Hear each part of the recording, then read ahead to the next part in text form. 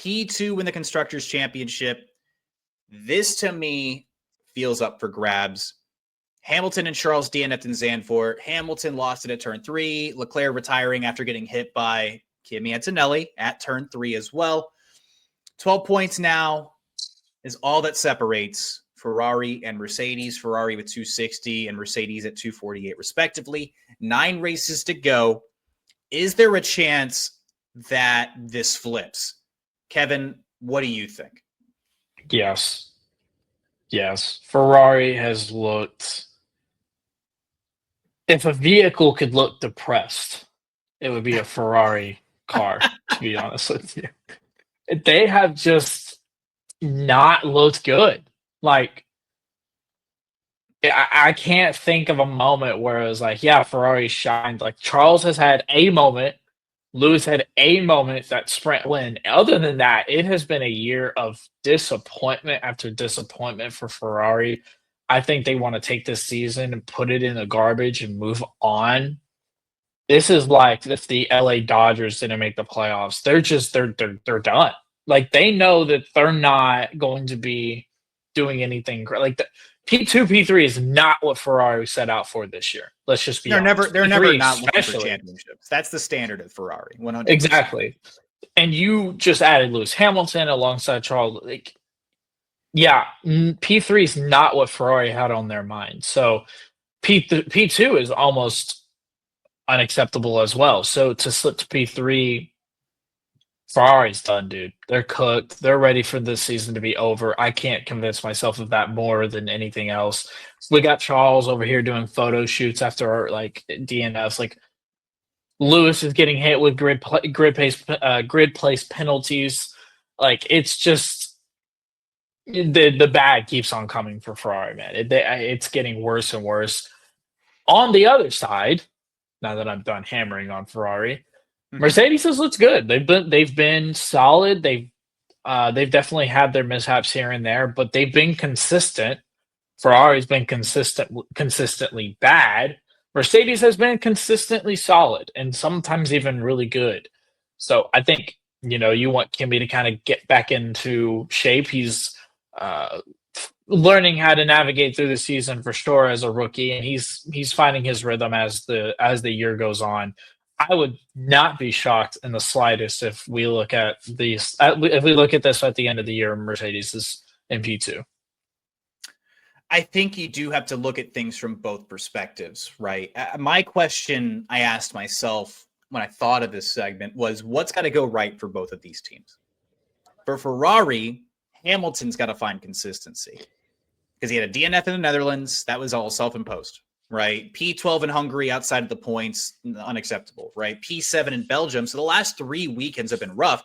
There have been times where things are a little bit more consistent, though. Like he feels more in tune with the car. P4 at the British Grand Prix, P4 in Austria. The problem is that it's just come and gone so quickly for Lewis. We've seen that when the car's in the window, he can put together some strong weekends. He's trying to find that podium. But he's still Lewis Hamilton. He's still Lewis Hamilton. But the problem is that it's just been a cold streak after a cold streak. Warm streak, then cold, right? It just hasn't quite gelled yet. And I think, look, he understood walking in, this was a learn the foundations year. We are not chasing championships year.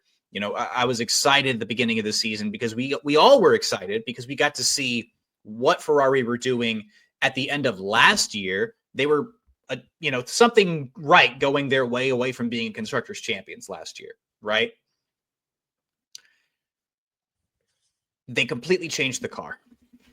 And that, I think, kind of, that absolutely had a factor.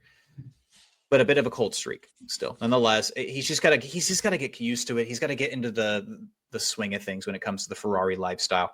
Charles, at least for him, he just needs to keep up the good work. Look, a DNF in Zandvoort, not his fault, not a normal occurrence at all. And he's been able to pull the Ferrari into the podium places 5 times this season versus George Russell 6. So Charles is doing everything he can. He's remaining consistent. He's keeping himself in the points and giving Ferrari the best opportunity. So for Ferrari, it's effectively the second driver. You just got to keep things consistent.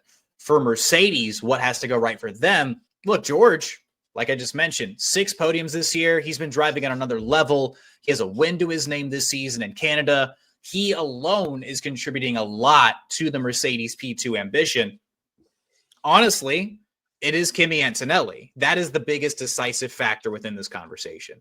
Is can you ask the 18-year-old to consistently put the car P6 or better? Because he's done phenomenal jobs at times, but he's obviously had his fair share of rookie moments. Mercedes knew this going in. This is a learning year. Expectations were not insanely high. For him to have a podium this year in the first 10 races, he's still 7th place in the Drivers' Championship. He's exceeded my expectations. And the discourse online anyway is like, oh, is it too early? Is it, is he not ready? I think he's showing that he has the moments to be ready. He's just learning.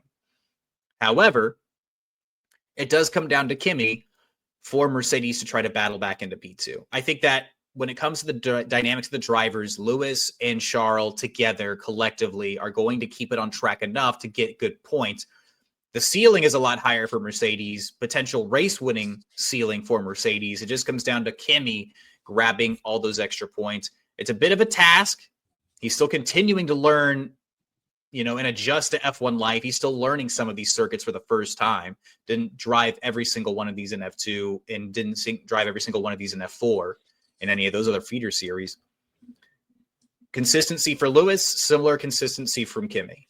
And bit of a task, like I mentioned, but that's what it's going to come down to, at least in my eyes. Do I think it's possible? Yeah, the ceiling's higher for Mercedes, but I think that it's going to really kind of come down to, if things are going well for both teams, I think this could very well come down to Abu Dhabi. I hate to say it's boring to talk about second place. It's all that extra prize money, there are certain developments and whatnot that come with coming in second place. So, third place is still good. It's fine. It is what it is. We understand where both of these teams are this year.